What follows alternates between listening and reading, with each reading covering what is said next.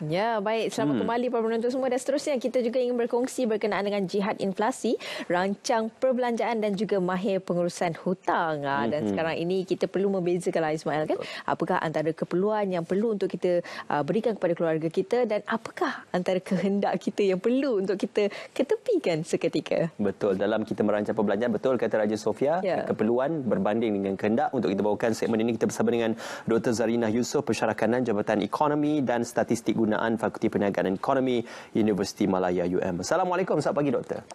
Kita bersua kembali. Waalaikumsalam warahmatullahi wabarakatuh.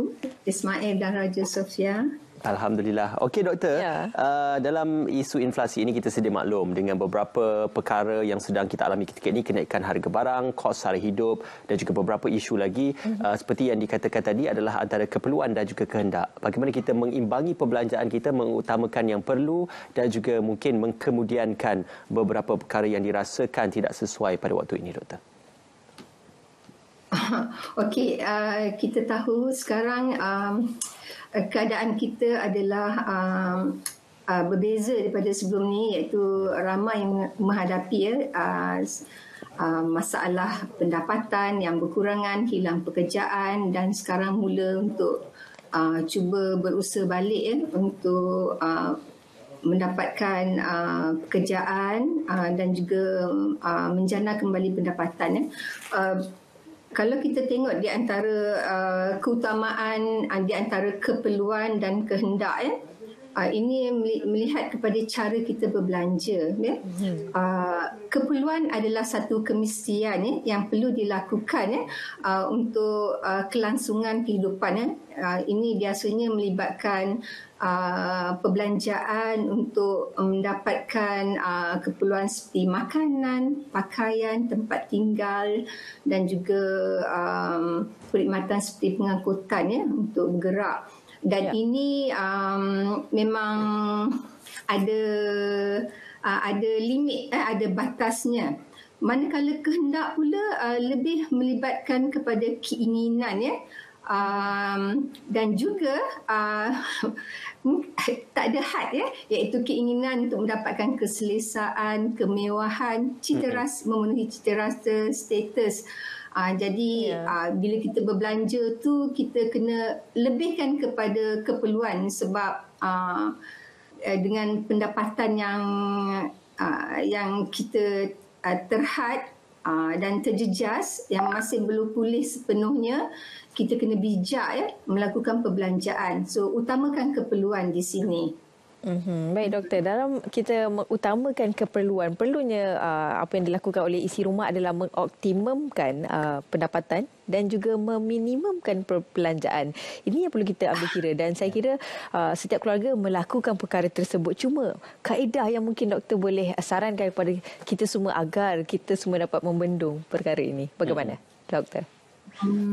Okey. Kalau kita bercakap dari segi mengoptimumkan perbelanjaan kita, maksudnya kita perlulah menggunakan pendapatan kita sebaik yang mungkin dalam keadaan sini, sama ada pendapatan itu cara bagaimana kita berbelanja dan juga pendapatan ini juga mungkin boleh kita gunakan untuk menjana pendapatan yang lebih tinggi kita tengok macam mana kita cara untuk menjana pendapatan kita. Nanti kita tengok macam mana cara kita berbelanja pula untuk mengoptimumkan pendapatan kita ni.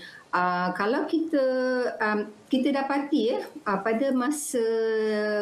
pada hari ini ramai di antara kita telah berjaya mengoptimumkan pendapatan mereka kerana di sini kita lihat mereka terlibat dengan aktiviti melakukan pekerjaan sampingan di samping pekerjaan hakiki mereka, ataupun setengah ni daripada mereka mungkin tak ada hilang pekerjaan, diorang melibatkan diri dengan perniagaan atau yang boleh menjana pendapatan. Kalau kita lihat yang pekerjaan sampingan tadi ada di antara kita tengok kita boleh meningkatkan pendapatan kita dengan terlibat dengan dengan membawa Grab di hujung minggu, terlibat dengan perkhidmatan penghantaran barang-barang atau makanan yang pesat sekarang, yang permintaan sangat tinggi. Juga kita juga boleh terlibat sebagai ejen, sebab ini dapat memberikan pendapatan tambahan, iaitu menjadi ejen produk tertentu yang sekarang semakin berkembang kalau kita lihatkan pada masa kini. Sebab ada berdasarkan pengalaman saya dan juga pengetahuan saya, ada yang berjaya menjana pendapatan RM20,000, RM30,000 dengan menjadi ejen-ejen untuk produk tertentu. So dengan adanya kemudahan digital dan media sosial, mereka dapat menjana pendapatan ni dengan baiknya. Cuma mereka kena berusaha dengan lebih gigih lah di sini. Okey. Kalau kita lihat dari segi perbelanjaan pula, tadi kita lihat macam mana kita boleh menjana pendapatan. Kalau kita lihat dari segi perbelanjaan pula, di sini yang paling penting sekali, isi rumah atau orang ramai kenalah lebih responsif atau sensitif dengan persekitaran yang ada pada masa ini. Dan juga kena lebih responsif dengan penggunaan digital teknologi, media sosial, dan juga kena memahirkan diri dengan penggunaan smartphone. Kenapa? Kerana kita lihat di sini, dengan cara ini dapat membantu kita mengoptimiskan pendapatan juga, dan juga meminimaliskan perbelanjaan kita iaitu di sini contohnya saya perhatikan di sini.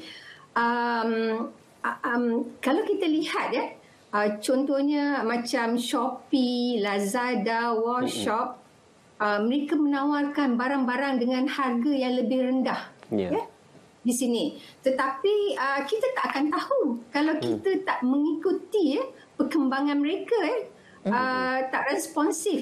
Contohnya dalam TV, kita just tak peduli macam tu. So kita tak tahu apa yang mereka tawarkan. Kalau kita jadi lebih responsif, so kita ada keinginan nak tahu, dan di sini dia akan memberikan satu kebijaksanaan kepada kita untuk membuat pembelian. Dan saya dapati ada yang memberitahu saya bahawa memang dia sekarang memang banyak menggunakan pembelian online sebab harga lebih murah. Dia kata sangat orang kata sebagai berbaloi untuk pendapatan. Juga kita lihat di sini ramai yang mengatakan harga barang terasa dengan kenaikan harga barang. Memang betul. Dan di sini saya rasa seelok-eloknya kita buatlah pilihan, iaitu beralih kepada barang-barang pengganti atau yang terdekat kepada penggunaan barang-barang yang kita selalu gunakan. Contohnya kita boleh pergi ke pasar raya dari segi kita beli-beli barang. Contohnya pencuci bahan pencuci yang jenama yang biasa yang popular ni memang harganya mahal. Kita boleh beralih kepada jenama yang kurang popular yang mana memberi di sini harganya lebih murah, dan dari segi kualitinya pun baik juga dekat sini. Alright. Lepas tu kalau kita tengok juga kat sini, yang penting pengguna kena berbelanja secara berhemah dan lebih cermatlah, sebab keadaan dah tak sama seperti dulu. Okey. Ya, benar kata yang dikatakan oleh doktor itu. Kalau kita ada pilihan untuk mendapatkan yang murah dan baik, itu mungkin boleh kita jadikan sebagai satu alternatif.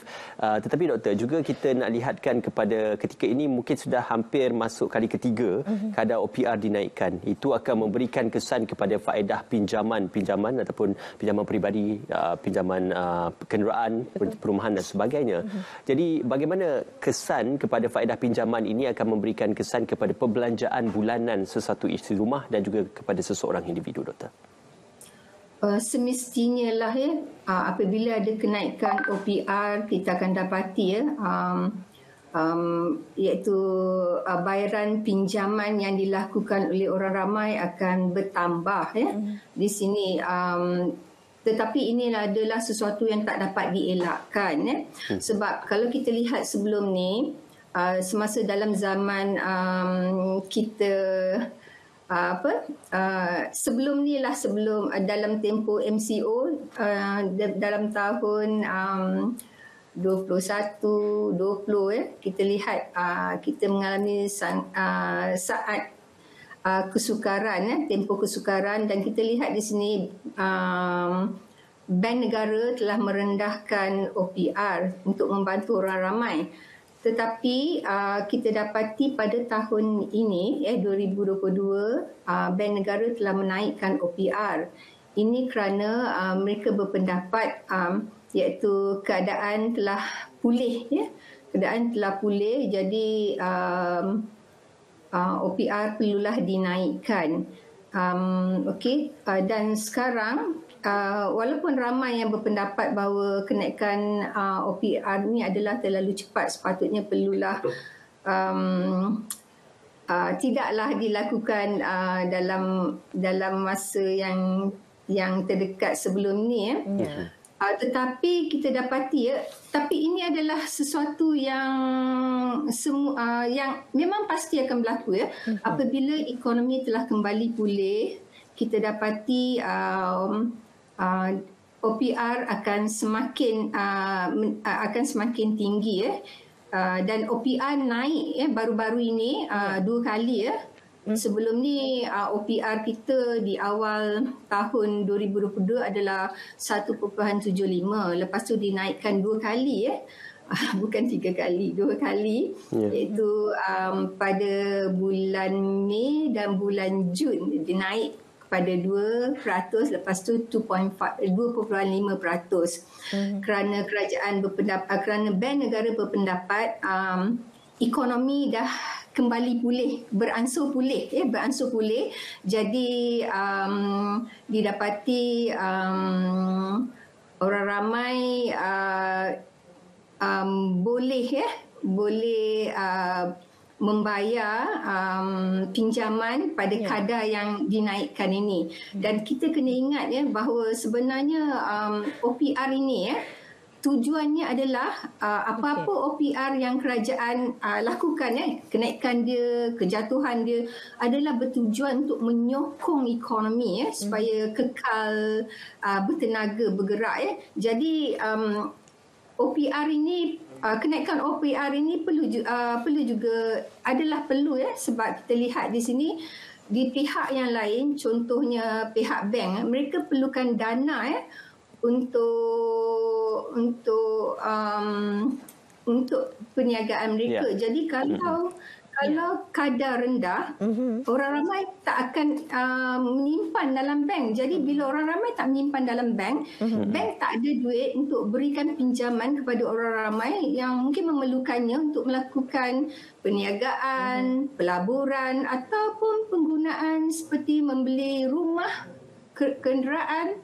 Jadi sebab itu OPR perlu naik Ya, baik, itu yang perlu kita faham, doktor, berkenaan dengan OPR. Baik, dan berbalik kepada kesan kenaikan harga barang dan juga kenaikan gaji minimum turut memberi impak sebenarnya kepada purchasing power. Pendapat doktor bagaimana? Semestinya. Semestinya saya rasa semua orang memang mengetahui bahawa dengan kenaikan inflasi sekarang tapi sebelum saya pergi lebih lanjut kepada soalan tadi, saya nak terangkan secara umumlah inflasi kita sekarang. Sebenarnya inflasi kita sekarang memanglah kita semua terasa kenaikan harga barang telah naik, tetapi apabila kita lihat keadaan ini adalah sesuatu yang berlaku secara global, menyeluruh di dunia. Dan kita lihat di sini kalau kita lihat negara jiran kita, mereka pun turut terasa kenaikan inflasi. Inflasi kita 34%. Dari ini statistik yang dikeluarkan oleh Jabatan Statistik. Kalau kita lihat Thailand sendiri 7.7%, Filipina 6.1%, Singapura 56%, Indonesia yang kita selalu tahu memang murah barang-barang di sana kan. Ramai yang suka melancong di sana dan berbelanja. Mereka juga menghadapi kenaikan harga iaitu 44%. Tetapi kalau kita lihat kepada negara-negara lain yang lebih maju, inflasi mereka lagi tinggi. Contohnya di Amerika Syarikat 9.1%. United Kingdom 94%. Korea 6%. Jadi di zon euro 86%. Di Australia sendiri kalau saya tak silap dalam 9% atau 8%. Cuma China 25% rendah. China dia mampulah kawal inflasi yang rendah sebab mereka adalah pengeluar terbesar barang-barang dan memang kos pengeluaran mereka adalah lebih rendah. So dekat sini kembali kepada soalan tadi yang